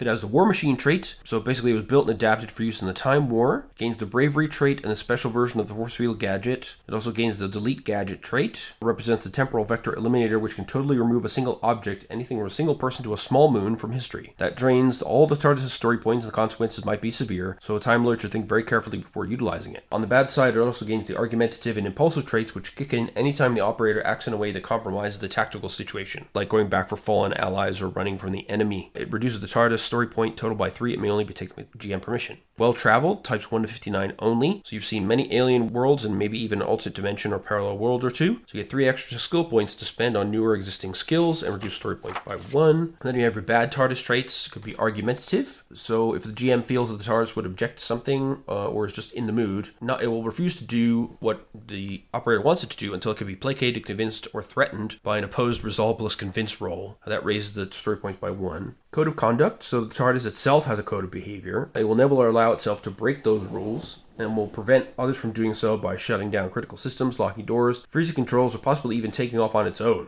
If the characters manage to force it to do something it doesn't want to do anyway, all further TARDIS operation rolls will be at a +3 difficulty for the rest of the adventure due to its sentience retreating inwards to avoid conscious participation. You gain 2 story points. Cowardly. Once per adventure, whenever the GM feels it most appropriate, something will frighten the TARDIS that isn't truly a threat. The TARDIS will panic and activate its HAD system unless it can make a Resolve plus Convince roll against difficulty 15. Raises the TARDIS' story points by 1 and cannot be taken with Bravery, obviously. You can have Forgetful, but types 1 to 59 only. Whenever the operator rolls a double during any TARDIS operation, the resulting level of success is reduced by 1. Furthermore, there's a +2 difficulty to any task utilizing the TARDIS computer to recall information. You get +2 story points for that. It could be haunted by ghosts out of time, entities from the vortex. So it's an unnerving experience for everyone except the operator, who is assumed to be used to this sort of stuff. There's a 1 in 6 chance that when any character moves around, they'll encounter a vision or apparition with a fear factor of D3 and have to make a fear test. If they fail, they run out of the area and refuse to enter it again for a number of hours equal to the level of failure. Could be highly modified. That means the previous operator was eccentric and operated some weird modifications. So the whole system is linked together in such a bizarre fashion that there's a chance that any repair or modification will cause another system to fail. So unless you make a good success or better, the TARDIS will take another point of damage when you try to repair or modify it. You gain 2 story points. The TARDIS is impulsive. Once per adventure, the TARDIS will do something that makes its operator's life a little more exciting, meaning difficult. The result is left up to the individual GM, but could include minor intentional misjumps to get to the heart of the action, or even broadcasting his presence to the Time Lord's enemies in order to call him out. You get +1 story points and cannot be taken with Overprotective.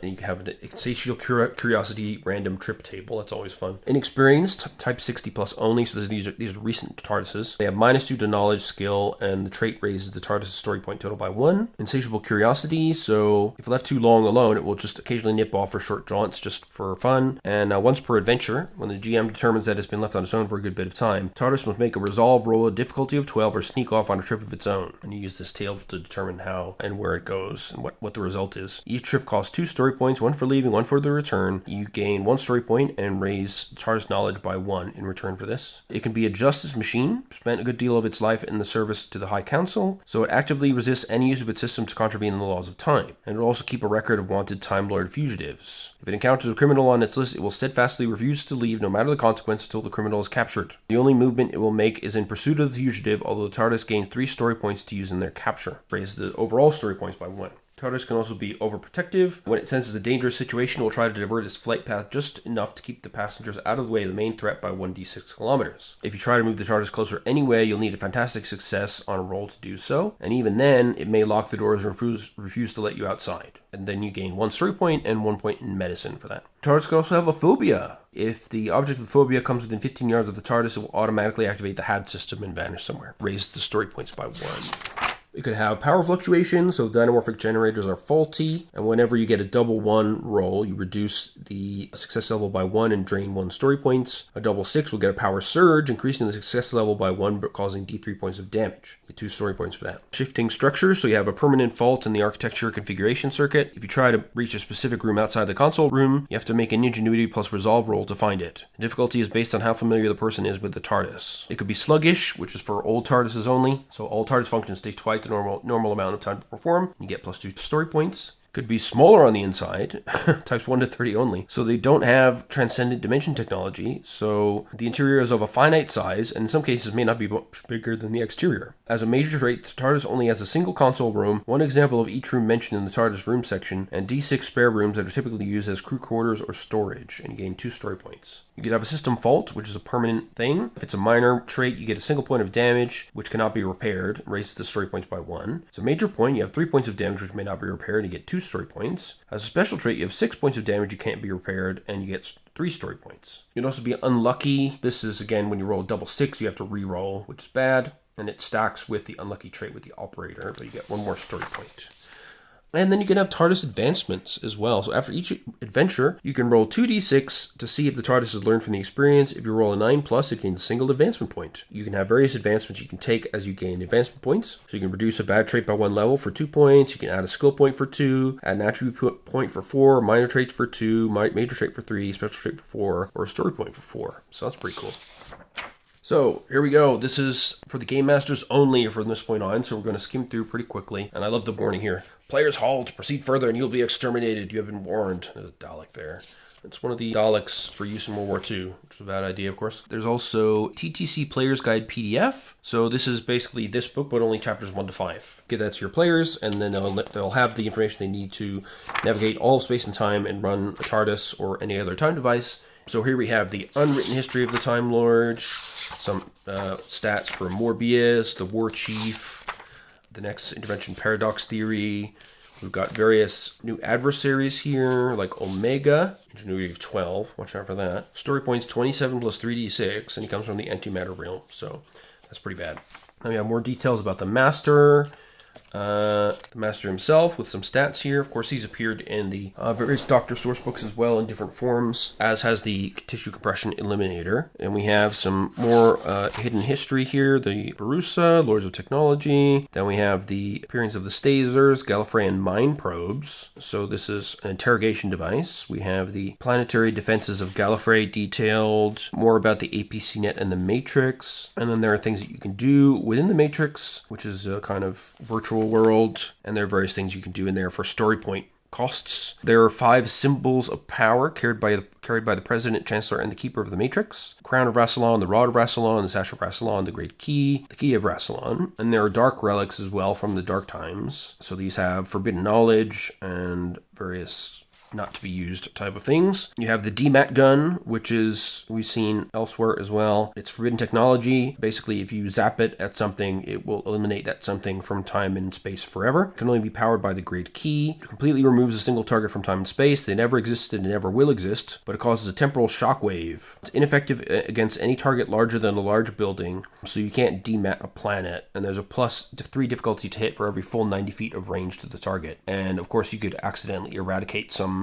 random nobody because you might miss and hit somebody else by mistake. Then we have some details on the weapons of the Time War. So we have weapons of universal destruction. We have Time War gadgets that have 18 story points and the equivalent in gadget traits. Time War vehicles have 24 story points, 12 points in gadget traits. Time War vehicles are built using 100 points that can be spread between armor, hit capacity, and speed as the GM likes. And you have the creatures that were brought in to fight on behalf of the Time Lords. They have a pool of 60 character points and 18 story points, and they can take any character trait, including alien traits. And then you have apocalyptic traits, like the Heart of a Dark Star, Hysteresis Generator, so you can create massive warps in time and basically expend story points to create a time loop. You can create immovable objects, ignore all damage taken for an entire round with 1 story point, will not be knocked back or otherwise shifted, no matter how much damage it takes or ignores. Insidious It has an affinity for taking control and infiltrating one special type of system, so the weapon can possess control more than one target at a time by expending story points. We have a Matrix Child, so it embodies the totality of the Gallifreyan Matrix. It has the gadget trait skill Knowledge 12 and can be used to pull a single target within line of sight into the Matrix. For every additional story point spent, another D6 individuals can be pulled into the Matrix. Probability Shredder, so it makes minor adjustments to the past that will create ripples that affect its present for good or ill, apparently granting the user and their allies improbable levels of luck while enemies suffer the most catastrophic misfortune. For every story point expended by the weapon, it can change the result of any and every roll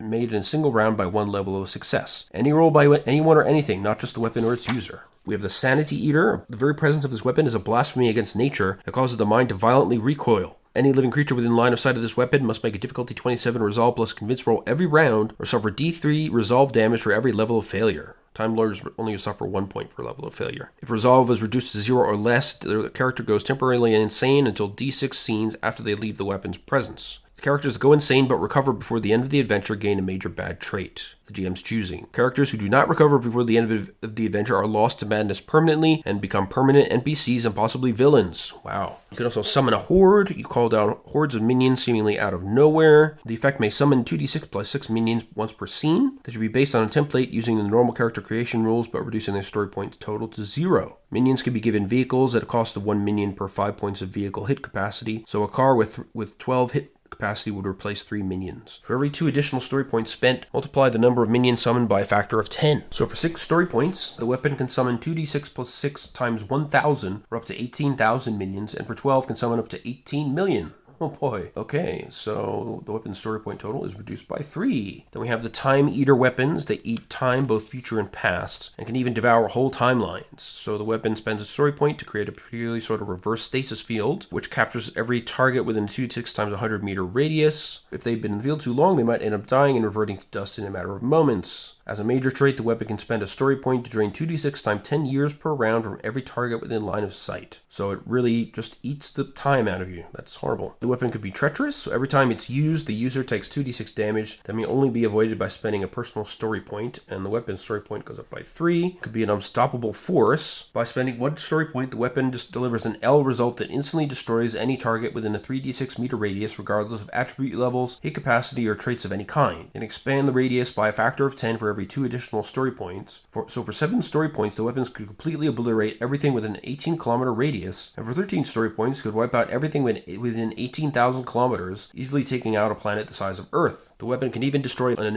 immovable object, but in doing so, the weapon will itself be wiped out in a massive energy backlash, which will destroy everything within D6 astronomical units. Oh my god. And now we have some renegades. So these are Time Lord renegades that appeared throughout the series, I suppose. We have Drax, we have the Monk, the Rani, Romana, who appears in the 4th Doctor's series, the Master Reborn, and then we have advice basically for how to build up your own Time Lord character, given that the Doctor is supposed to be the last of the Time Lords. You can set your time of the campaign up differently so that there are more Time Lords. You could have a Gallifreyan Renaissance. You could set it during the Temporal Cold War, before the actual war, or during the Time War. So you can end up dealing with weapons of the Time War, those horrible things we were discussing. And there's some adventure seeds for that. We have a generic Time Lord stat block, which is useful, and some more adventure seeds. There are stat blocks for generic Cardinals, Castellans, so we're getting higher up in rank here, High Counselor, and then the secretive CIA agents. Yeah, and then we have Outsiders as well. And all of these, of course, have nice adventure seeds. So if you run into one of these people, it can give you some interesting things that you need to do. And then we have the plebes. So these are the people who failed out of the academy, but they still have some psychic ability and resistance to radiation, but they don't have the Time Lord trait. We also have Children of Gallifrey, Scions of Gallifrey, and there's some discussion about the strange case of River Song. She and the Doctor share a causal nexus, yet they continue to meet out of order, with the Doctor first encountering her on the day of her death. She also seems to know how to fly the TARDIS at a level that surpasses even the greatest of Time Lords, handling it as well as a proper crew of 6. And she kind of is a Time Lord, sort of, herself. She is the result of the exposure of a gestating baby to large amounts of Artron radiation in order to imprint them with a version of the Rassilon imprimatur. So it's kind of a hybrid human Time Lord. You also have Neo Time Lords. Could be that somebody else has done a similar thing as they did to develop River's Song and created some kind of Neo Time Lord from another species. Perhaps even Daleks have done this. So the character could be created much like any normal Time Lord, but instead of choosing a chapter, the character is built by using the standard character creation process and taking the Scion of Gallifrey trait, which is listed here. Then you have adjudicating regeneration tips for the GM. Impress upon the players that it's random, and that if the player really engages in diving into this new character with verve, you should reward them. You could also have it so a new player takes over the Time Lord when they reincarnate or regenerate, which would be pretty cool, as then it gets a new personality into the Time Lord character, and it'll feel really new, and also gives everybody around the table the possibility of playing a Time Lord eventually. And sometimes the player may say, you know what, I'm done being a Time Lord, it's too much responsibility, or I've got to pull out of the campaign. Then you can just make sure to set up a suitably epic story arc that culminates in the death of the Time Lord, and then they regenerate and become played by a different player. Pretty cool stuff. Then we have the Watchers. So when a Time Lord's death is at hand, the temporal amalgam may be formed of his current and near future post-regenerative incarnations, creating a Watcher, which is a half incarnation with knowledge of a potential future but no knowledge of how it will come to be. A Watcher will typically try to assist the present incarnation in any way possible to repair the damage to the time stream that created it. Its extratemporal nature even allows it to travel the vortex unaided to any point in time within the causal loop in order to do so. Interesting. And then there's some tips on how to use them in the game. Then we have advanced temporal mechanics. So this is where you can do really complicated stuff. You can have temporal backlashes with various possible results, up to and including the end of time itself. Okay. We have advanced temporal phenomena. So this is basically just fleshing out the mechanics behind the temporal phenomena introduced in Chapter 4 and giving you some adventure seeds for how to use them. So, for example, the Blinovitch limitation is summarized. Some more mechanical notes on that. And then an adventure seed similar for chronic hysteresis, fissures and rifts, paradoxes, relative causal nexuses, relative Gallifreyan absolute time, temporal nexus points, time differentials, time eddies, time spurs, and the various types of time track situations. And then we have the interstitial phantoms, people who end up in interstitial space by way of a skipped time track or some other reason like time experiment's gone wrong or an extremely rare malfunction of something. They slowly fade away until they become monsters who hunger for the life energy of those who live outside their domain. On some occasions they can pierce the interstitial veil and try to attack and possess those living in the normal universe. Got some stats for those. So they're fast, got keen senses, and the ability to possess. They can grapple people to stun them, or they can life drain energy away. Plus they have story points and randomly generated attributes. Except for 5 resolve. They're really determined to drain you. We got some advanced temporal devices. So the TARDIS, this is the Dalek version of the TARDIS. They worked out that it was better off building time drives that they could attach to less advanced but heavily armed battlecruisers. And we have the Sidrat, which is TARDIS backwards, created by the renegade Time Lord known as the War Chief. They were designed to ferry large battalions of troops across time and space. It was pronounced Sidrat. They were piloted remotely from a central control room and had only minor interior controls, which could be overridden. They were confiscated and destroyed by the Time Lords during the affair with the Warlords, but a relatively competent Time Lord could create something similar if they had access to the right technology and in a far shorter time than it would take to grow a real TARDIS. So you have the traits bigger on the inside, force field major, transmit, vortex, restriction, lack of interior controls, and limited lifespan. Every use of a Sidrat to travel through the vortex requires a permanent expenditure of 1 story point. When all of these are gone, the TTC stops functioning permanently and it only has 8 story points. We also have time locks. This is a special form of time loop that allows a series of events to play out in a small singularity of secondary space-time without affecting the rest of the primary universe. So it creates a parallel timeline, and this requires a massive amount of power, like that of a supernova or a black star. Breaking into or out of a time lock requires some method of time travel, 12 story points, and a space-time navigation roll with a plus 12 difficulty. Wow. So it's got the traits of stasis field and time loop. Cheap and nasty time travel. So if you just want to get somewhere quickly and you don't want to deal with all the many rolls, here's some quick sort of average difficulties for returning to the last place you left, an average trip, minor disturbances, heavy disturbances, massive disturbances, and huge temporal backlashes, and then some quick results for the navigation roll, and again, quicker ways to deal with TTC damage and repair, and some tips on adjudicating TARDIS use. The TARDIS is really complicated. Even this book is really dense, and again, I've gone well over my intended time with this. You don't want to get so detailed that it detracts from the drama, so they give you some tips on how to curb the abuse of the complexity of the TARDIS or its interference with the storyline itself. There's some potential adventure seeds that could happen inside the TARDIS, which is pretty cool. And then ways of time travel without a Time Lord or TARDIS. So there could be permanent natural phenomena like a stable temporal rift or all kinds of stuff like that. And then we have the appendix. So we got new generic traits, new Time Lord traits. Everything's summed up for you here. New gadget traits. The space-time navigation roll tables all in one place. Misjump results. Then we have the different damage rolls for the TARDIS. So TARDIS damage type, attribute damage, possible quirks. Then we have minor systems damage table, major systems damage table, and then the TARDIS sheet itself. Yeah, so it shows you how to use the console display, and you place your systems in those different boxes. And then when you have a system damage result, you roll 1 to 6, choose the appropriate area, and randomize between whatever systems you have there. And you can see here, if I can properly place this, there we go. So it looks really complicated, but it's not too bad. You can track your power levels between the 4 different main systems, the fluid links, computer difficulty modifiers if it's damaged or disabled, its skills, its attributes on the left, its type and model, the attuned Time Lord, navigation difficulty modifier, helmet setting, any misalignments, defensive system settings, isomorphic controls, good traits, bad traits, speed, story points, and armor there at the bottom. And yeah, again, this is where you draw in where you want your various controls to be. So yeah, this book really lets you get in depth there with the timey-wimey stuff. Here we have more summary tables. So we have the navigation systems, architectural configuration system, energy projection, sensors and datacomms, TARDIS kits, all that kind of stuff. And on the flip side, we have the different types of time travel devices, their navigation results, and there's space for 2 of them there. And then we have little summaries here of key timey-wimey business, like the Blinovitch limitation, time fissures, hysteresis, temporal rifts. And of course here we have the general simplified TARDIS character sheet. So if you don't want to deal with all kinds of weird stuff, or if you're using a different kind of CTC, then you would use this.